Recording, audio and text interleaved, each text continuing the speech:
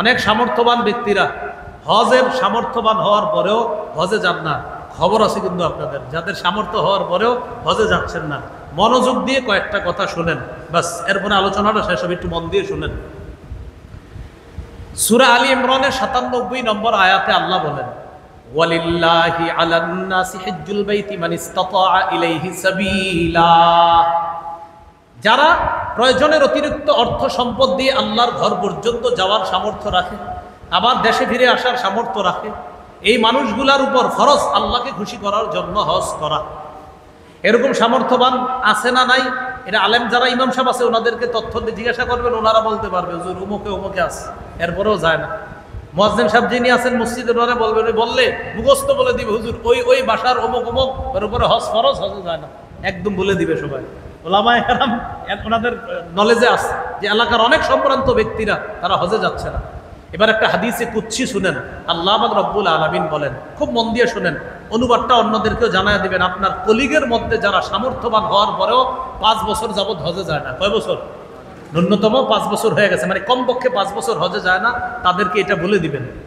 আল্লাহ হাদিসে কুদসির মধ্যে বলেন, ইন্না আবদান সাহহাতু লাহু জিসমা, আমার এক বান্দার শরীর আমি সুস্থ রাখলাম, ওয়াসাতু আলাইহি ফিল মাঈশা, আমার বান্দাকে জীবন ধারণের জন্য আমি যথেষ্ট পরিমাণে অর্থ সম্পদ দিয়েছি, যেই অর্থ সম্পদ দিয়ে সে হজেও যেতে পারত। তামজি আলাইহি খামসাতু আওয়াম, এভাবে ৫ বছর কেটে গেছে। লা ইয়াফিদু ইলাইয়া, সে আমার কাছে আসে না হজ করার জন্য। লা মাহরুম, সে হতবাগা, সে কপাল পোড়া, সে বঞ্চিত। তাহলে সামর্থ্যবান এমন মানুষ আছে যাদের উপর হজ ফরজ ১ বছর, ২ বছর, ৩ বছর, ৪, ৫ বছর আসে না, আল্লাহ বলে সে বঞ্চিত, সে মাহরুম। সহিহ মুসলিমের বর্ণনা ১৩৩৭ নম্বর হাদিস, এই হাদিসের মধ্যে আসছে, ক্বালা রাসূলুল্লাহ সাল্লাল্লাহু আলাইহি ওয়াসাল্লাম ক্বাদ ফুরিদা আলাইকুমুল হজ, হে মানুষ তোমাদের উপর হজ ফরজ করা হয়েছে, ফাহুজ্জু, তোমরা হজ করো। ফাকালা রাজুলুন আকুল্লা আমিন ইয়া রাসূলুল্লাহ, এক ব্যক্তি বললেন, হুজুর হজ কি প্রতি বছর ফরজ? রাসূলুল্লাহ সাল্লাল্লাহু আলাইহি সাল্লাম কিছু বললেন না, চুপ থাকলেন।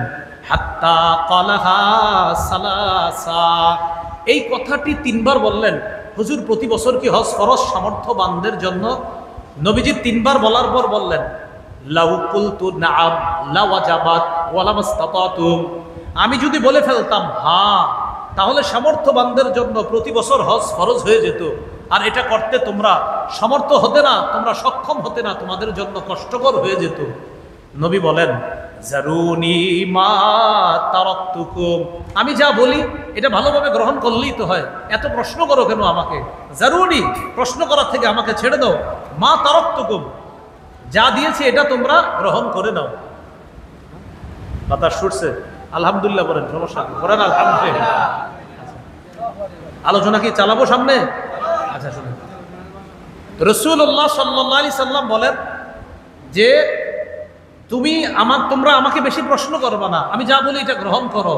ফাইন্নামা হালাকা মান কানা ক্বাবলাকুম বিকাসরাতি সুআলিহিম, তোমাদের পূর্ববর্তী জাতি বেশি প্রশ্ন করার কারণে ধ্বংস হয়ে গেছে। ওয়াখতিলাফিহিম আলা আম্বিয়াইহিম, নবীদেরকে সাথে বেশি মতভেদ করার কারণে ধ্বংস হয়ে গেছে। এই জায়গায় প্রশ্ন দ্বারা উদ্দেশ্য অনর্থক প্রশ্ন। কি উদ্দেশ্য? অনর্থক। তোমাদের পূর্ববর্তী জাতি অনর্থক প্রশ্ন করার কারণে ধ্বংস হয়ে গেছে। অনর্থক প্রশ্ন এই সমাজে আসেনি, অনেক বেশি আছে। আল্লাহ আমাদেরকে হেফাজত করেন। আবু দাউদের বর্ণনা ১৭২১ নম্বর হাদিস, আকরা ইবনে হাবেস নবীর সাহাবী, নবীজি সাল্লাল্লাহু আলাইহি সাল্লামকে প্রশ্ন করলেন, সাআলান নবিয়্য সাল্লাল্লাহু আলাইহি ওয়াসাল্লাম আল হজ্জু ফি কুল্লি সানাতিন আও মাররাতান ওয়াহিদা, হুজুর হজ কি প্রতি বছর ফরজ নাকি জীবনে একবার? নবী বললেন, বাল মাররাতান ওয়াহিদা, জীবনে একবার ফরজ। ফামান যাদা ফাহুয়া তাতাওউন, কেউ যদি একবারের বেশি হজ করে এটা নফল হবে, কেউ যদি একবারের বেশি হজ করে এটা নফল হবে। এবার ইবনে মাজার একটা বর্ণনা শোনেন, আগে আমার সাথে একটু বলেন, যে ব্যক্তি বলেন হজের ইচ্ছা করেছে তারা যেন, তারা আমাদের, বলেন তারা আমাদের আত্মীয় স্বজন হোক, অথবা আমরাই হই, অথবা আমি হই, যদি আমরা হজের ইচ্ছা করে থাকি, দ্রুত যেন হজ করতে পারি। আল্লাহ তৌফিক দান করেন। এবার হাদিসটা শুনেন, ইবনে মাজাহ 2883 নম্বর হাদিস, 2883। قال رسول الله صلى الله عليه وسلم من أراد الحج فليتعجل, যে ব্যক্তি হজের ইচ্ছা করেছে সে যেন তাড়াতাড়ি হজ করে। কেন? فإنه قد يمرض المريض, হতে পারে সে অসুস্থ হয়ে যাবে। وتضل الضالة, হতে পারে তার বাহন হারিয়ে যাবে। ওয়াতারিদুল হাজা, হতে পারে কোনো প্রয়োজন তার সামনে এসে যাবে। কত মানুষ করোনার আগে হজের টাকা জমাইছে, আপনার হজে যাবে, করোনা এসে গেছে, এই বেচারা আর আত্মীয় স্বজন বিপদে ছিল আপনার, এটা আমরাও ভালো বলতে পারি। অনেকের আপনার 15 মাসের বেতন, 12 মাসের বেতন, অথবা বেতন পাইলেও অর্ধেক পাইছে, অনেকে 4 ভাগের 1 ভাগ পাইছে। তো আত্মীয় স্বজনের মাঝে কি করছে, ওই জমানো টাকাগুলো দিয়ে দিতে হয়েছে। কারণ মানবিকভাবে কি করা, হজেও যাওয়া যাচ্ছে না, আবার আত্মীয় স্বজনও না খেয়ে মরতেছে। তখন মানবিক দৃষ্টিকোণ থেকে এবং ইসলামের দৃষ্টিকোণ থেকেই তাদের সহযোগিতার জন্য আমাদের হাত বাড়াতে হয়েছে। তো দেখেন, করোনা যে আসবে আমরা তো জানতাম না। নবী বলেন তুমি তো জানো না, তারিজুল হাজা, হতে পারে কোনো প্রয়োজন সামনে এসে যাবে, তখন আর হজে যেতে পারবা না। প্রিয় ভাইয়ারা, যাদেরকে আল্লাহ হজের মোটামুটি সামর্থ্য দিয়ে দিয়েছে, মোটামুটি কিছু শর্ট আছে, একটা কথার কথা, টান দিয়ে হজটা করে ফেলেন, আল্লাহ তৌফিক দান করেন। আব্দুল্লাহ ইবনে আব্বাস রাদিয়াল্লাহু তাআলা আনহুমা বলেন, তাআজ্জালু ইলাল হজ্জি ইয়ানি আল ফরিদা ফাইন্না আহাদাকুম লা ইয়াদরি মা ইয়ারিদু লাহু, তোমরা তাড়াতাড়ি ফরজ হজ করো, কারণ তোমাদের কারো জানা নাই কোন বিষয়টা তার সামনে এসে যায়, কোন প্রয়োজন তার সামনে এসে যায়, এটা কারো জানা নাই। আল্লাহ আমাদের সকলকে যারা হজের নিয়ত করেছি আমরা যেন খুব দ্রুত হজ করতে পারি, আল্লাহ তৌফিক দান করেন।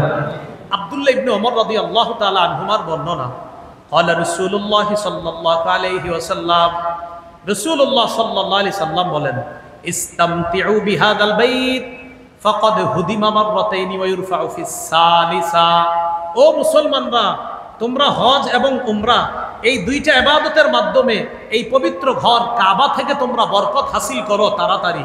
কেননা অতীতে কাবা 2 বার ধ্বংস করা হয়েছে, 3য়-বার ধ্বংস করার পর কাবা উঠিয়ে নেওয়া হবে, তখন কিন্তু আর উপকৃত হতে পারবা না। তাড়াতাড়ি তোমরা উপকৃত হওয়ার চেষ্টা করো।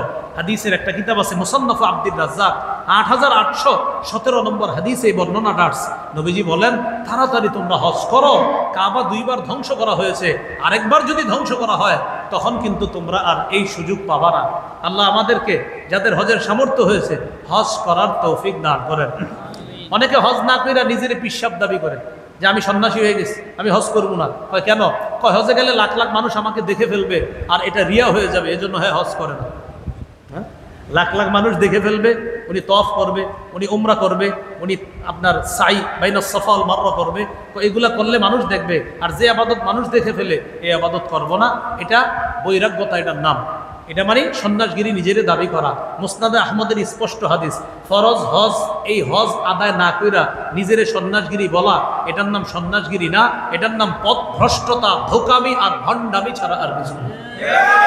কি কর খান হজ করবে না, তো মানুষ দেখে ফেলবে। চিন্তা করছেন নি? অনেকে মসজিদে নামাজ পড়ে না, তো মানুষ দেখে ফেলবে। অনেক মুরিদ, অনেক দরবারের মুরিদানরা এই কারণে নামাজ পড়ে না, মানুষ আমাকে দেখে ফেলবে। আল্লাহ হেফাজত করেন, আল্লাহ হেফাজত করেন। এখন দেখেন রাসূলুল্লাহ সাল্লাল্লাহু আলাইহি সাল্লাম কি বলে, আবু দাউদের 1729 নম্বর হাদিস। রাসূলুল্লাহ সাল্লাল্লাহু আলাইহি সাল্লাম বলেন, লা সরুরাতা ফিল ইসলাম, ইসলামে বৈরাগ্যতা বলতে কিছু নাই, সন্ন্যাসবাদী বলতে কিছু নাই। উদ্দেশ্য হলো ফরজ বিধান অস্বীকার করে সন্ন্যাসগিরি বলতে ইসলামের মধ্যে কিছু নাই। আল্লাহ আমাদের সকলকে এই ফরজ বিধানটার গুরুত্ব বুঝে আমরা যেন দ্রুত হজ আদায় করতে পারি, আল্লাহ তৌফিক দান করেন। 4টা ইবাদত, নামাজ, রোজা, হজ, যাকাত। দেখেন, নামাজ, রোজা আর হজ, যাকাত, এই 2টা মুসলমান খুব সুন্দরভাবে করে। নামাজও পড়ে, আপনার রোজাও রাখে। এই 2টাতে টাকা পয়সা লাগে না, তো এই জন্য সুন্দরভাবে করে।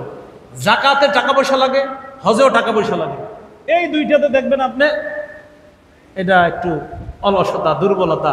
যাকাত, 2 লাখ টাকা যাকাত দিয়ে দিব হুজুর, তো উনি কি করে, 30,000 টাকার শাড়ি লুঙ্গি কিনে, কিনার পর আপনার ফেসবুকে ছবি উঠায় ছেড়ে দেয় আর বলে, গত রাতে এতিম অসহায়দের মাঝে জাকাতের শাড়ি ও লুঙ্গিগুলা বন্টন করে নিজেকে একটু হালকা অনুভব হচ্ছে। 2 লাখ ছিল, জাকাত দিছে কত?